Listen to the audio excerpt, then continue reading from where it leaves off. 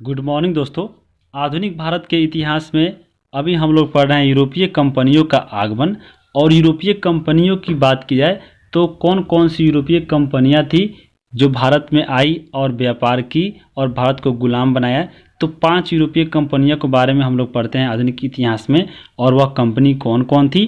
तो उसका एक ट्रिक याद रखिए, P D B D F यानी पी से पुर्तगाल, डी से डच, पी से हम लोग ब्रिटिश, फिर डी से डेनिश यानी डेनमार्क और एफ से फ्रांसीसी। तो हम लोगों ने यहाँ पे पुर्तगाली, डच, ब्रिटिश, डेनिश इन चारों कंपनियों को पूरी डिटेल में जान चुके हैं। और आज इस वीडियो में बात की जाए तो हम लोग जानेंगे फ्रांसीसी कंपनी को, कि कैसे फ्रांसीसी कंपनी भारत में आई, कैसे व्यापार करना शुरू हुआ, और इनका भारत में कहाँ कहाँ पे कोठी बनी जहाँ से ये व्यापार किए, और कैसे ये अंग्रेज़ों से अपना सामना किए। और इसके बारे में पूरी डिटेल से हम लोग जानेंगे, जो जो एग्ज़ाम में इनसे क्वेश्चन पूछते हैं। तो अगर एक बार आप लोग मैप पे भी देख सकते हैं कि कौन कौन सी कंपनियां कहाँ कहाँ थी। तो यूरोपीय कंपनी यानी यूरोप महादेश से आई थी। तो यहाँ पे यूरोपीय देश में देख लीजिए कहाँ कहाँ से कौन देश है। जैसे यहाँ पे है पुर्तगाल, और पुर्तगाल की राजधानी अगर बात की वर्तमान में तो कहाँ पे है, वह है लिस्बन। उसके बाद है यहाँ पे है डच। डच को देखिए, इसका जो वर्तमान में अगर बात की है डच में, तो डच उस समय कौन देश था, नीदरलैंड या होलैंड। अभी वर्तमान में ये नीदरलैंड या होलैंड है। और इसकी राजधानी कहाँ है, तो इसकी राजधानी है एम्स्टर्डम।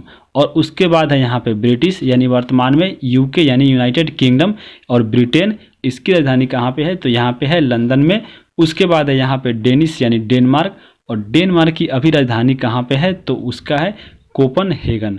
उसके बाद यहाँ पे है फ्रांसीसी यानी फ्रांस, और फ्रांस की राजधानी अगर बात की जाए तो वह कहाँ पे है, पेरिस में। तो ये यूरोपीय कंपनी थी जो भारत में आई थी। तो सबसे पहले चलिए हम लोग चलते हैं फ्रांसीसी को थोड़ा सा ओवरव्यू पहले जानते हैं, उसके बाद इसके बारे में पूरे डिटेल से हम लोग कहानी के माध्यम से जानेंगे। तो सबसे पहले फ्रांसीसी की बात की जाए तो इसका आगमन कब हुआ था, तो ये ब्रिटिश के बाद आए थे, और ये 5वीं यूरोपीय कंपनी थी जो ये भारत में व्यापार करने आई थी। और ये भारत में आई कब थी, तो ये 1664 में ये कंपनी आई थी भारत में व्यापार करने। और इस कंपनी का नाम क्या था, तो इस कंपनी का नाम था कंपनी इंड ओरिएंटल, और इसकी स्थापना हुई थी 1664 में। इसके बारे में हम लोग आगे डिटेल से जानेंगे। और जब ये कंपनी भारत में आई थी तो उस समय भारत के शासक कौन थे, तो वह थे औरंगजेब। और कंपनी की स्थापना जब हुई थी फ्रांस में, तो फ्रांस के उस समय राजा कौन थे, तो उनका नाम था लुई 14वां। तो ये थी इनकी एकमात्र ओवरव्यू जानकारी। चलते हैं हम लोग आगे, और आगे हम एक तरफ फ्रांस और भारत को कंपैरिजन करते हुए पूरे डिटेल में इसको कहानी के माध्यम से समझते हैं। तो तत्कालीन फ्रांस एवं भारत यानी उस समय जो फ्रांस और भारत की बात की जाए, तो यहाँ पे अगर बात की जाए फ्रांस की, तो फ्रांस में उस समय राजा कौन थे जब ये कंपनियां भारत में अपने व्यापार करने आई, तो उस समय फ्रांस के राजा थे लुई 14वां। और लुई 14वां यहाँ पे फ्रांस में थे। जबकि भारत में अगर बात की जाए तो भारत में उस समय शासक थे यानी राजा थे औरंगजेब यानी मुगल वंश के ये राजा थे। तो इन दोनों के समय हम लोग आपको मिला लीजिए कि यहाँ कौन सा ये समय था।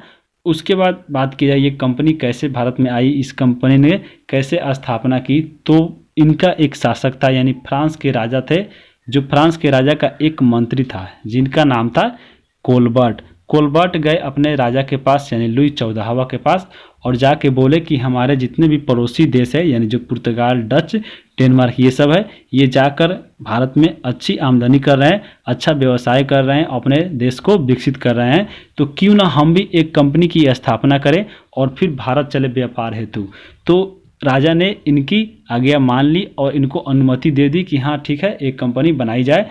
तो राजा के द्वारा एक कंपनी बनाई गई 1664 में, और उस कंपनी का नाम क्या दिया गया, तो उस कंपनी का एक नाम दिया गया, और उस कंपनी का नाम था कंपनी द इंड ओरिएंटल। और जब ये कंपनी बन गई तो इनको जाना था व्यापार पे। तो ये 1664 से लेकर 1667 तक बात की जाए तो ये थोड़ा मोड़ा छोटा मोटा व्यापार करने गई थी भारत में। लेकिन जब ये उद्देश्य जब इनका हो गया कि हाँ हमको व्यापार करना है, तो ये 1667 में कंपनी की स्थापना करने गई थी। तो सबसे पहले बार यहाँ से ही शुरू होती है कि ये 1667 में भारत में गई थी अपनी कंपनी को स्थापित करने। यानी 1667 में जो फ्रांसीसी कंपनी थी वो भारत में आई अपने कंपनी को स्थापित करने। तो ये किसके नेतृत्व में आई, इसके मुख्य नेता कौन थे जो इस कंपनी को लेके आई थी, तो वह थे फ्रांसिस्को कैरो या फ्रैंको कैरे। ये दोनों व्यक्ति नहीं है, ये एक ही व्यक्ति के नाम है, आपको किसी किसी बुक में मिलने को अलग अलग मिल सकता है। तो यह कंपनी को लेकर आया भारत में और 1668 में अपनी पहली कोठी की स्थापना किया सूरत में। जब ये कंपनियां यहाँ पे सूरत में अपने कोठी की स्थापित कर ली तो सूरत में पहले से ही 2 कंपनियां स्थापित थी, एक थी अंग्रेज की और दूसरा था डच का। तो ये दोनों के सामने एक जब नई कंपनियां वहाँ पे गई तो इसको बहुत सी चुनौती मिली, क्योंकि जब पहले से ही 2 कंपनियां किसी चीज़ का है और अच्छा व्यापार कर रहा है तो वहाँ पे जाकर अपने कंपनियों को ग्रो करना बहुत ही कठिन बात है। और ये जब यहाँ पे कंपनी स्थापित कर ली तो पहले से जो 2 कंपनियां थी इन दोनों को परेशान करने लगी, यानी अंग्रेज और डच यहाँ पे फ्रांसीसी कंपनी को परेशान करने लगी।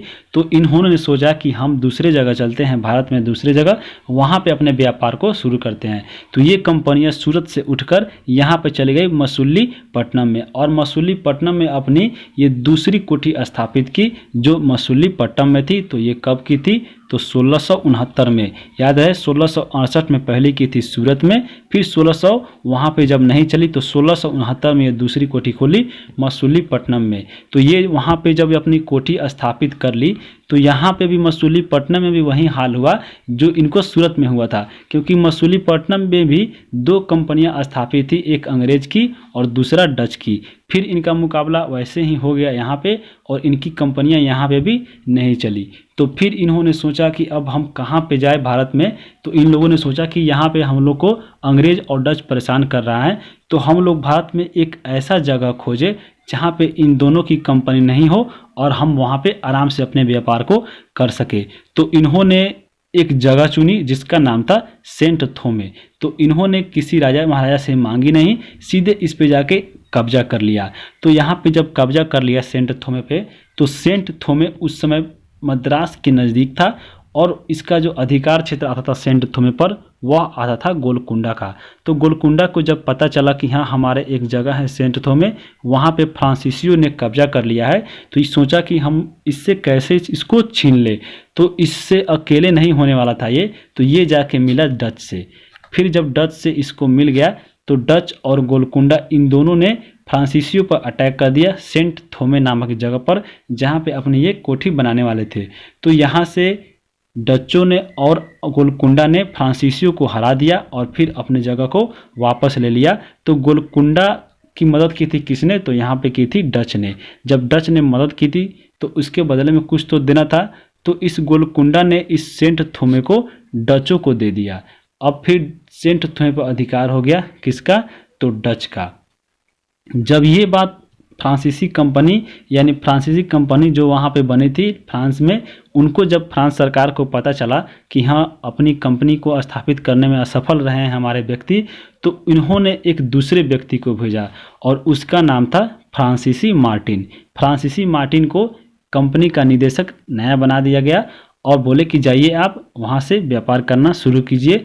तो फ्रांसीसी मार्टिन जान रहे थे कि हाँ अगला वाला जो गया था हमसे वह वहाँ पे कंपनी स्थापित क्यों नहीं कर पाया है, क्योंकि वहाँ पे अंग्रेज और डचों ने परेशान किया है। तो फिर फ्रांसीसी मार्टिन ने एक जगह थी वलीकोंडापुरम और उसके सूबेदार थे शेर खान लोदी, उनसे जाके ये डायरेक्ट मिले और शेर खान लोदी के बोले कि हाँ हमको अपने क्षेत्र में एक गांव या एक छोटा कुछ दे दीजिए जगह जहाँ से हम अपनी कोठी बनाकर व्यापार कर सके।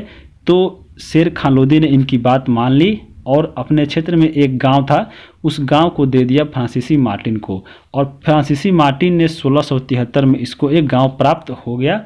और इसी एक गांव में जब इसको विकसित कर लिया, अपने कंपनियां बैठा ली और फिर व्यापार करना शुरू कर दिया, तो यह गांव एक अच्छा शहर बन गया और इस शहर का नाम फ्रांसीसी मार्टिन ने दे दिया, एक नाम रख दिया कि यह जगह आज से पांडिचेरी के नाम से जाना जाएगा।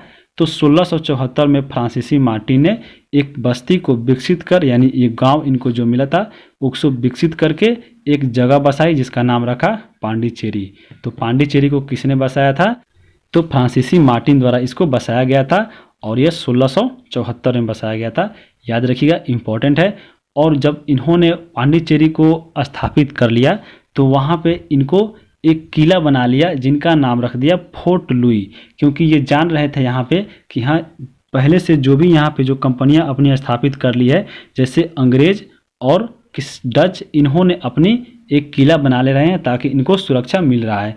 क्योंकि जब यहाँ पे पांडिचेरी, आप मैप में देखिए, जैसे यहाँ पे पांडिचेरी पर अपनी एक जगह बना ली और यहाँ पे एक किला बना ली, तो इसके पीछे भी एक कारण था, क्योंकि उनके ऊपर एक जगह था मद्रास, और मद्रास में रहते थे अंग्रेज। अंग्रेजों की यहाँ पे भी एक किला थी जिनका नाम था सेंट जॉर्ज किला। और पांडिचेरी के नीचे की बात की है जहाँ पे थे पुलिकट, पुलिकट में उस समय निवास था डचों का, और डचों ने भी एक किला बना लिया था जिसका नाम गोल्ड्रिया किला था। और इसी गोल्ड्रिया किला से ही डचों ने स्वर्ण सिक्का यानी पैगोडा को जारी किया था। तो इन्होंने भी सोचा कि हाँ, हम भी यहाँ पे पांडिचेरी में भी एक किला बना लेते हैं, जिनका नाम रख दिया फोर्ट लुई। अब इनको यहाँ पे सुरक्षा मिलने लगी और ये इस कदर यहाँ पे विकसित हो गए कि भारत आज़ाद हो गया। तब ये पांडिचेरी को 1954 में छोड़ना पड़ा था, और वो भी भारत सरकार ने यहाँ पे एक ऑपरेशन चलाई थी, ऑपरेशन विजय, जिसके तहत पांडिचेरी को भारत का अभिन्न अंग बनाया गया था। तो यहाँ पे जब इतनी बातें हो गई, तो फिर यहाँ पे फ्रांसीसियों ने सोचा कि जब हम यहाँ पे अपनी कोठियाँ बना लिए तो चलते हैं भारत के फिर दूसरे जगह। तो उस समय जो सबसे समृद्ध राज्य था भारत में वह था बंगाल। तो इन्होंने सोचा कि चलते हैं हम बंगाल में, और बंगाल में अपनी एक कोठी स्थापित कर लेते हैं ताकि हम भी यहाँ पे अपने व्यापार को अच्छे से चला सके और ज़्यादा मुनाफा कमा सके।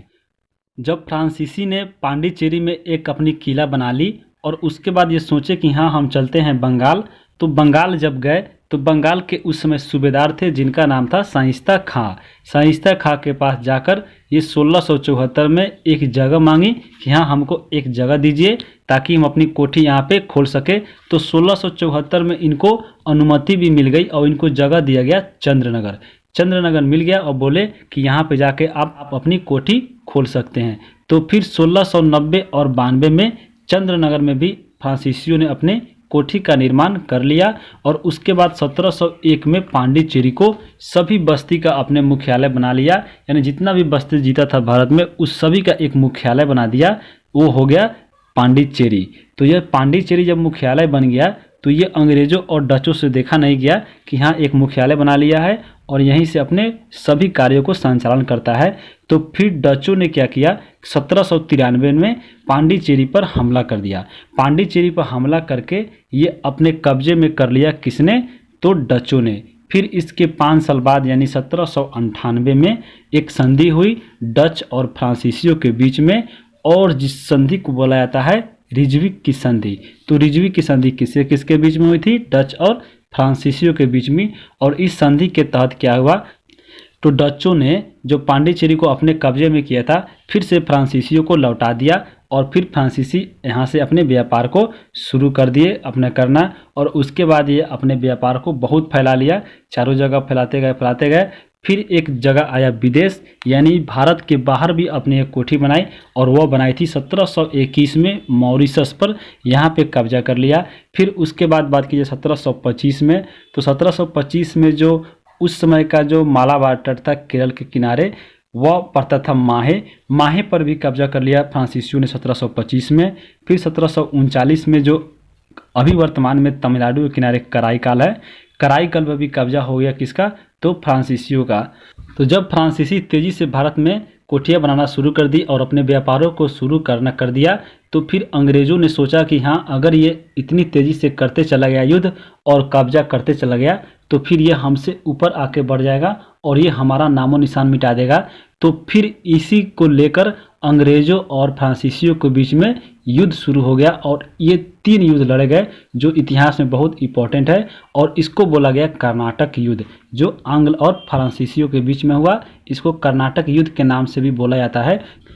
तो हम जानेंगे कौन कौन से युद्ध लड़े गए, ये कब हुआ, इसका कारण क्या था, और ये किस संधि के तहत समाप्त हुआ, और इस युद्ध का परिणाम क्या निकला। तो चलते हैं हम पहले युद्ध की ओर। पहला युद्ध हुआ था कब? तो पहला युद्ध हुआ था 1746 से लेकर 1748 के बीच में, और जब ये 48 में युद्ध समाप्त हुआ, फिर इसके 1 साल बाद 1749 में फिर से युद्ध होना शुरू हो गया, और ये दूसरा युद्ध था।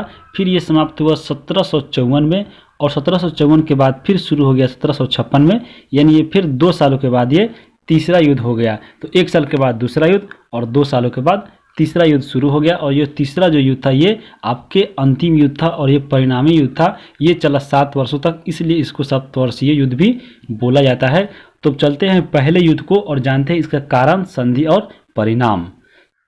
तो आइए अब हम लोग देखते हैं पहले युद्ध के कारण को। तो पहला युद्ध का कारण है ऑस्ट्रिया का उत्तराधिकार युद्ध। ये ऑस्ट्रिया देश कहाँ से आ गया? अब तक हम लोगों ने पढ़ा था पुर्तगाल से लेकर डच, अंग्रेज, फ्रांस और पढ़े थे भारत। इसमें एक और देश आ गया ऑस्ट्रिया।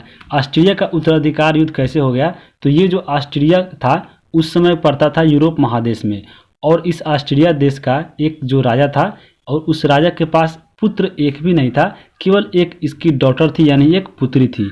और उस समय के परंपरा के अनुसार ऑस्ट्रिया को जब भी उत्तराधिकार बनता तो वह उसका पुत्र ही बनता, एक पुत्री नहीं बनती। इसी को लेकर जो यहाँ पे भारत में भी थे और वहाँ में भी जो देव देश थे, एक था अंग्रेज यानी ब्रिटेन और एक दूसरा जो था वहाँ पे फ्रांसीसी। इन दोनों ने क्या किया, युद्ध करना शुरू कर दिया। बोला कि मेरे देश का व्यक्ति बैठेगा वहाँ पे उत्तराधिकार बन के, और फ्रांस बोलने लगा कि मेरा देश का व्यक्ति बैठेगा। अब ये जो दो कंपनियां थी अंग्रेज और फ्रांस की, ये भारत में भी लेकर इस युद्ध को इनके बीच में मतभेद होने लगा, मनमुटाव होने लगा। इसलिए ऑस्ट्रिया का उत्तराधिकार युद्ध बना, भारत में भी इसको लेकर युद्ध हुआ और इस संधि हुई, तभी जाके ये दोनों जाके शांत हुए थे। और उस संधि का नाम था एक्सला-शापेल संधि। एक्सला-शापेल की संधि हुई और उसमें फ्रांसीसियों की विजय हो गई। और फ्रांसीसियों के उस समय जो सबसे भारत में प्रमुख नेता थे, जो इनके तरफ से अगुवाई कर रहे थे, जो लड़ रहे थे, उनका नाम था डुप्ले। और इस युद्ध को जीतने के बाद डुप्ले की महत्वाकांक्षा बहुत बढ़ गई, क्योंकि फ्रांसीसियों की विजय हुई अंग्रेजों पे। क्योंकि अंग्रेज उस समय बहुत आगे बढ़ चुके थे, भारत में अपनी कंपनियां बैठा चुके थे। सबसे ज़्यादा मजबूत अगर कोई कंपनी था तो वो था ब्रिटिश की, और उसको हरा दिया डुप्ले ने। इसलिए डुप्ले की महत्वाकांक्षा उसमें बहुत बढ़ गई। तो ये पहला युद्ध का परिणाम था और उसका संधि क्या था? एक्सला-शापेल। और चलते हैं हम दूसरे युद्ध की ओर। तो दूसरा युद्ध हुआ था 1749 से लेकर 54 के बीच में। और इसमें कारण कौन बना? तो हैदराबाद व कर्नाटक का आंतरिक मामला, क्योंकि ये दोनों राज्यों के बीच में भी थे अंग्रेज और फ्रांसीसी। और यहाँ पे इनके आंतरिक मामले में भी भारत के जितने भी यहाँ पे राज्य थे, इनके आंतरिक मामले में भी इसका प्रभाव पड़ता था। तो इसको लेकर भी दूसरा युद्ध हुआ और यह संधि हुई एक पांडिचेरी की संधि। इसके तहत इस युद्ध को समाप्त किया गया। और इसका परिणाम क्या निकला देखिए। तो अंग्रेज व फ्रांसीसी के राजाओं व नवाबों के बीच में आंतरिक मामला का जो हस्तक्षेप करता था, उनको लेकर ये मना कर दिया कि ये आपके बीच में नहीं होना चाहिए, यानी हमारे आंतरिक मामले में आप लोग हस्तक्षेप नहीं करेंगे। और फिर इस युद्ध में क्या हुआ? तो इसमें फ्रांसीसियों की हानि हो गई और यहाँ से अंग्रेज़ों का प्रभाव बढ़ना शुरू हो गया। और यहाँ से जो अंग्रेज़ों का प्रभाव बढ़ा वो आपको फ्रांसीसियों पर बहुत भारी पड़ा। और इसी को लेकर तीसरा युद्ध भी शुरू हो गया और वह हुआ 1756 से लेकर 1763 के बीच में, और यह चला 7 वर्षों तक। इसीलिए इसको सप्तवर्षीय युद्ध बोला और ये यही कारण बना इस युद्ध का। और इस युद्ध के तहत एक संधि हुई जो हुई पेरिस की संधि। और पेरिस की संधि हुई, उसके बाद युद्ध का परिणाम निकला। और इसका परिणाम क्या निकला? तो 1760 के वांडीवास युद्ध में अंग्रेजों ने फ्रांसीसियों को पूर्ण रूप से हराकर इसके बोरिया बिस्तर को बांधकर भेज दिया। तो यहाँ से फ्रांसीसियों का पत्ता कट हो गया।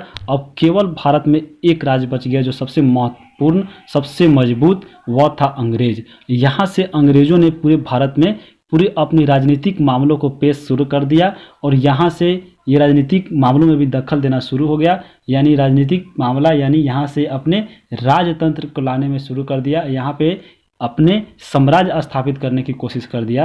तो यहाँ पे जो अगला चैप्टर आएगा प्लासी का युद्ध, जब ये प्लासी का युद्ध होगा और प्लासी के युद्ध में अपने कब्जा करेगा प्लासी, यानी बंगाल में लड़ जाएगा, यानी अपने बंगाल को पूरी तरह से कब्जे में ले लेगा। और यहाँ से ये जाएगा आपके दिल्ली, और दिल्ली के जो महान शासक है यानी मुगल, उसका समाप्त करके ये कैसे कैसे भारत को अपने कब्जे में लेगा, आगे हम लोग क्लास में जानेंगे। तो वीडियो को यहीं पे समाप्त करते हैं। वीडियो कैसा लगा आप कमेंट करके ज़रूर बताइए। वीडियो को यहीं पे रोकते हैं। धन्यवाद।